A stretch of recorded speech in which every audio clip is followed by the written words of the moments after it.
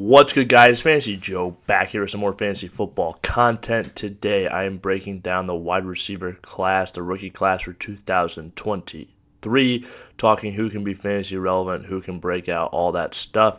If you guys are new to the channel, make sure you hit that subscribe button, hit that like button, and if you have any questions or comments, leave them in the comment section down below. I'll respond as always, and all likes and comments really help out the algorithm. Check out the rookie running back preview I put out. Also put out my year 2 wide receiver preview. Check those out. Values on the channel as well. Just posted to our early round decision series. Few videos of those out already, so check those out. But yeah, hit that subscribe button. All right, let's talk Jaxson, Smith-Njigba. So first off, this is a 20th overall pick by the Seattle Seahawks. 4.57 in the 40, but really nice elite separation numbers. If you look at that agility score, 99th percentile, great change of direction skills. And let's look at his stats while he was in school. In 2021, his last healthy season, we saw 1,606 yards. That was while sharing the field with Chris Olave and Garrett Wilson as well. Last year was pretty banged up, but I just tossed that out. Only 9 targets. Don't worry about that season. But we saw him produce at elite level at the big-time college level in the Big Ten. And I think he is a guy that will produce in the NFL. I think the only real thing that he has as a downside is he's got to compete with the likes of Tyler Lockett and DK Metcalf to earn targets right off the bat. But I think he's good enough that he'll be able to be a pretty solid wide receiver in the slot. From the get-go, I do think he will start and he will produce for fantasy football. I do think he is firmly my number 1 wide receiver in this class from a talent perspective. I think his route running is NFL ready. He's very smooth coming in and out of his breaks, and still has pretty good athleticism overall. I like the 4.57. I'm not really too worried about because, like I said, the change of direction skill is just so great, so elite. He's going to be asked to use in that slot, which is where I think he will thrive. Something to point out, Garrett Wilson and Chris Olave both mentioned when he was at school that they named him as the best wide receiver on the team. Something to consider considering their success that they've had early at the NFL level. It's just, it's just can Jaxson, Smith-Njigba earn an elite level of targets early enough on? And I think he'll produce for fantasy. I don't know if he'll get that guaranteed elite ceiling that we want, but I think he'll be a good wide receiver in the NFL, and I think he will have a solid NFL rookie year as well. Next up, taking with the next pick in the draft, we have Quentin Johnson out of TCU, taking with the 21st pick in the draft. 4.57, same 40-yard dash, but he's 6'3", 208 pounds, bigger wide receiver, 66th percentile speed score. The good thing for him is that he did produce last year at TCU. We saw him be excellent after the catch. He's really good in that yak and in the tackle breaking, force missed tackles. He graded out really well in both of those. So basically get the ball in this big freak's hands, and he'll do some things with it. We could see last year 1,069 yards, 6 receiving touchdowns. Those are pretty good numbers on 96 targets. I'm very happy with those when you consider the volume that he received. I don't think he's a nuanced route runner that you're looking for, but when you think about this Chargers team, Mike Williams has missed a lot of games, so has Keenan Allen, and they're going to throw the ball amongst the leaders in the NFL. A lot of good things headed Quentin Johnson's way, even if he doesn't catch an injury. He's been doing really well in camp, lots of good videos of him producing, and I think when you pair him with an elite quarterback, I think he'll be able to produce in that offense. I do think if Keenan Allen or Mike Williams goes down, he could be a wide receiver 2 next year, just based on his talent. Again, not a nuanced route runner, kind of lacks that in that department, but when you have an elite quarterback, when you have an offensive coordinator, and when you have a ton of passing volume, you're going to be in a position to succeed.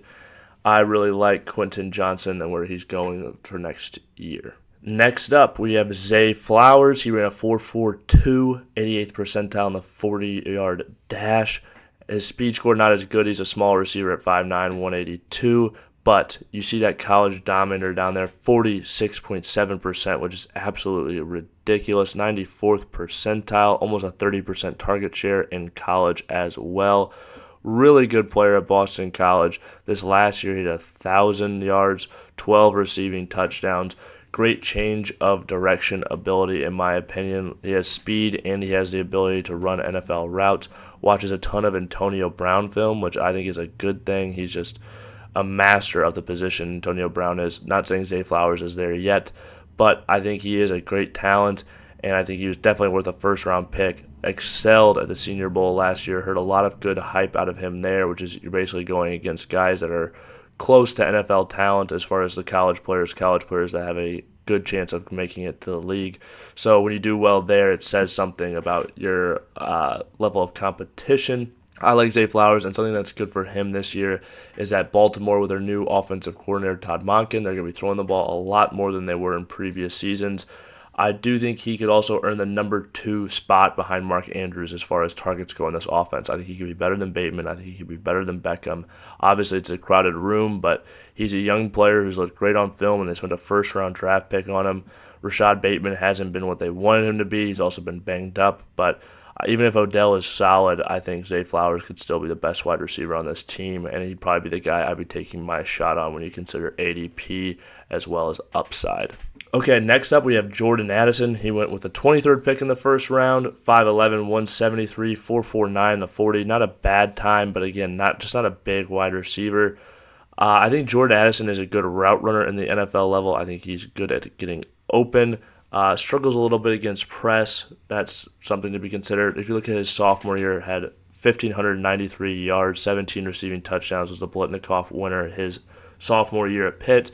Then this last year, he was still pretty solid at USC, 8 receiving touchdowns and 875 yards, only on 84 targets, which is pretty good numbers. And you're thinking 84 targets and 8 receiving touchdowns. Obviously, with Heisman winner Caleb Williams, great catch rate, 70%. Like I said, a good NFL route runner. I think he'll be able to step into the NFL level right away and be able to get open and do things like that. I think he'll step into that Adam Thielen role with the draft capital they spent on him. And Adam Thielen had a lot of targets last year. The Vikings ran a ton of routes last year as well. So all those bode really well from him for a volume perspective. I think the thing that will come down to Jordan Addison's success in fantasy football isn't even so much how good he is as a player. I guess it is, but it'll be more so be whether or not he is the number 2 option in the offense, whether it's going to be him or Hockenson. Obviously,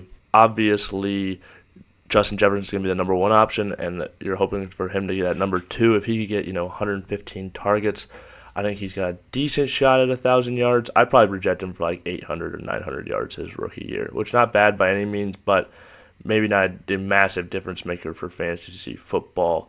But the volume's there, and where he's going in drafts, you get this guy in the 8th round, I don't mind it whatsoever. Next up, we have a 2nd-round pick, Jonathan Mingo, absolute athlete. 6'1", 226 pounds, but ran a 4.46, good for a 96th percentile speed score. Doesn't necessarily have the production that you're looking for in college, but I think he offers a lot of upside. And when you look at the receiving core there, Adam Thielen, DJ Chark, and him, I think he'll be the number 1 wide receiver on this team in time. Not necessarily his rookie year, maybe the second half he'll be burned a little bit brighter, but he's a guy I think could get off to a slow start, but then after that could be produced for fantasy football. Like him more in Dynasty than redraft, but 861 yards last year, 5 receiving touchdowns, 92 targets. You see the drop-off when you get to these second-round guys compared to the first-round guys. But I just want to touch on Mingo because he is such an insane athlete, has a good depth chart to be able to see some opportunity there in Carolina, and I think Bryce Young will be pretty good as a rookie and moving on. As far as distributing it to his playmakers, Mingo, like I said, just a terrific athlete, really good with the ball in his hands. If he can just get better at some of those nuanced things that a wide receiver needs to do, running some routes and things like that, they can put him in positions to succeed on things like screens, slants, get the ball into his hands, let him eat. I think Mingo can be very productive for fantasy football. I think he's worth the shot. Like I said, more of a dynasty guy to me than a redraft guy, but a good player and a good athlete I think can succeed at the NFL level. Some honorable mentions I wanted to touch on before we leave. Rashee Rice, he was a 2nd-round pick as well, and he went to Kansas City. Loved his tape. He's a bigger receiver, can elevate, can get the ball, win those type of plays. Really like his tape. I'm just a little bit worried about him being a rookie going into that Kansas City offense. We saw Sky Moore do very little last year. That's the only reason he's an honorable mention, not actually getting previewed. If they utilize him more, obviously, I think he's got the talent to be a big-time wide receiver. I think in year 2, I'll absolutely be drafting a ton of him. In the second half of this year, I could see him being, a difference maker in fantasy football. Another guy to touch on, Marvin Mims in Denver. They traded up to get him in the second round. I think they think very highly of him. He's a speedster out of Oklahoma. Good wide receiver. And when you look at the depth chart there, Jerry Jeudy, Cortland Sutton, Tim Patrick went down. I think he's got a chance to be able to be potentially even the best wide receiver on this team as a rookie. He'd be the guy I'd be taking a shot on. I'd rather take a shot on him later in my draft in one of the last rounds than take Jerry Jeudy in the 5th round, to me personally. Another wide receiver I want to touch on, Jalin Hyatt out of Tennessee. He caught 15 touchdowns last year as a speedster out of the slot. I think they'll continue to utilize him there, although I think he is good enough to win on the outside. I think he was more scheme-dependent at Tennessee in their offense. They have a very particular role for that slot wide receiver, so that's why he filled it, that speed guy. But their receiving core is pretty void of talent, and I do think he is a good wide receiver, and I think the only reason he fell to the 3rd round in the draft is because of his size, but I think he can continue to produce in the NFL, and he's a guy I don't mind taking a shot on very late. Again, a lot of these rookie wide receivers, they usually produce about 20% more over the second half of the season than the first half.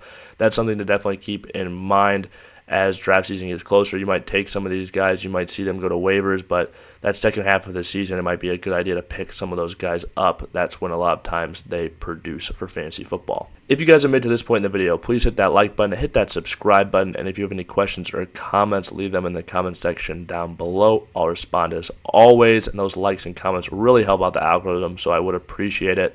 Like I said, subscribe. This has been Fantasy Joe. Thank you guys so much for watching. Have a good one.